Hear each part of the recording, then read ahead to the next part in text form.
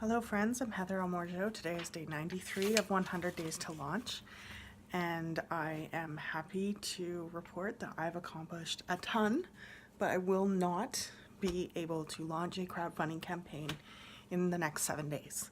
I set that goal not knowing what to expect for what would be involved with building up this company, this social enterprise, and knowing full well that I might not reach my goal.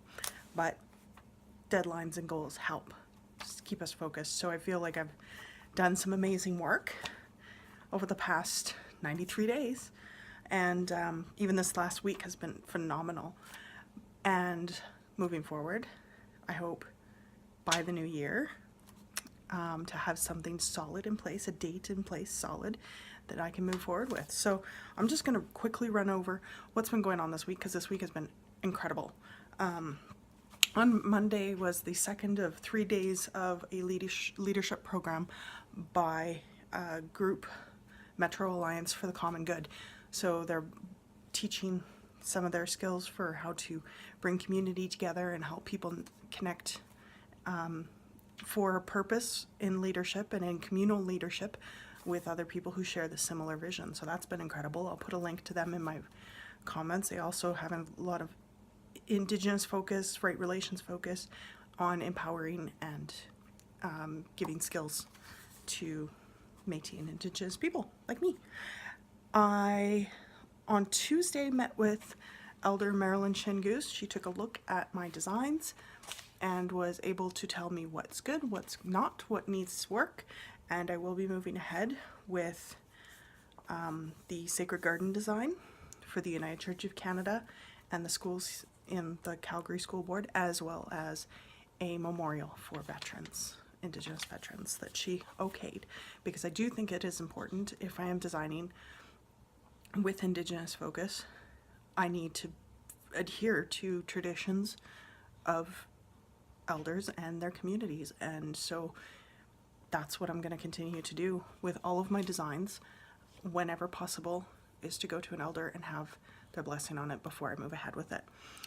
On Wednesday was the first meeting for a founders group for a Chamber of Commerce project which bridges the gap between the private enterprise and the public enterprise. So they're bringing it together for skill building. It's based off of the Centurion model from Kansas City. It's new, it's exciting.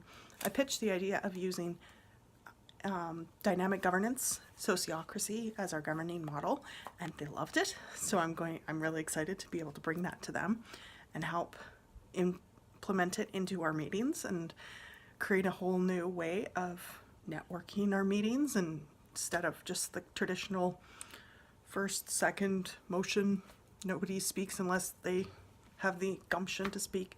Everyone gets a turn to share their voice instead, and it really creates a really powerful movement of energy. So I'm really excited about that.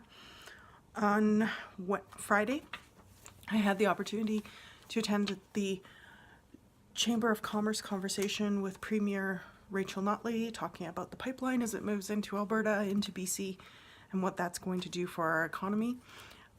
Really interesting dynamics. I'm not going to go into a whole lot of what I saw there, but it was really interesting to sit on in that room, at the back of the room, with other young entrepreneurs and leaders in industry, and look at the front of the room and see the difference between the front and the back. Maybe I'll make a video on that sometime, not today. And then at the end of that day, I attended the GenYYC Free Market, which includes a non-capitalist approach to sharing goods, the gifting economy.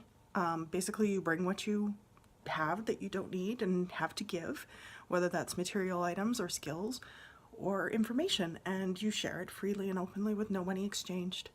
And this encourages the gifting economy. And I will be making a video about gifting economy in the future as well. On Saturday, I burnt out. I attended a class for making some crafts, and then I crashed and I just did nothing. I was supposed to go to the recovery ministry of Celebrate Life Recovery at Wild Rose United, but I didn't make it. I slept. And today I was at church for their town hall meeting to discuss moving forward. And I will be at the Right Relations meeting later this week. I missed an appointment today with someone. I double booked myself, left her sitting at a coffee house, and I feel pretty bad about that. I have so much happening in my life that I'm dropping balls. And so I'm going to try tomorrow morning to wake up and go through my day timer and plan out my day before I move anywhere in my day. So I'm really going to focus on trying to prioritize properly, not leave anyone hanging, because it is important to get these networks built in a proper way and not leave people waiting in a coffee shop, because that was wrong. And, you know, part of being an entrepreneur is not only the successes, but the failures and learning from them.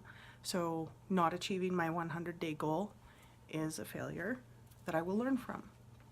You can't start a social enterprise and launch a crowdfunding campaign in 100 days. I can't, anyway. And I can't forget to check my day timer every day to make sure that my appointments are scheduled and I am attending all of them or following up with phone calls if I can't. I do have limitations on what I can do. I need to honor those. So thank you for watching, and I'll keep you updated over the next 7 days for my 100 days to launch.